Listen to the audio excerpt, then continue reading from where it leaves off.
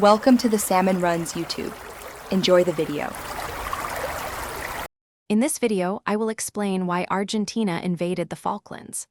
Argentina has long asserted its claim to the Falkland Islands, which they call the Malvinas, based on historical inheritance from Spain. However, the United Kingdom established continuous administration of the islands in 1833, maintaining a presence there for over 150 years. This long-standing dispute over sovereignty forms the core of the conflict.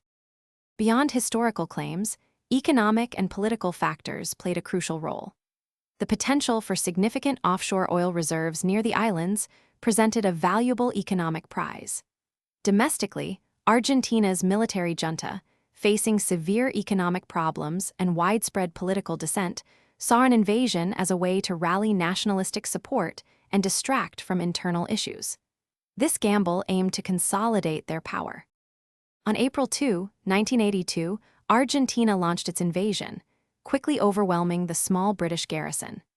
The United Kingdom, under Prime Minister Margaret Thatcher, responded decisively, dispatching a large naval task force over 8,000 miles to reclaim the islands.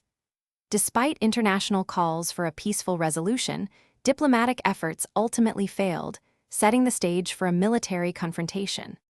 The Falklands War lasted for 74 days, resulting in the loss of over 900 lives, including 649 Argentinians and 255 British personnel. The United Kingdom ultimately prevailed, reclaiming the islands in June 1982.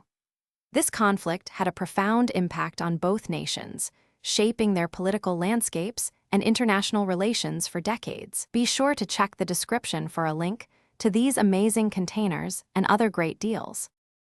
Thanks for watching. Consider subscribing if we helped you.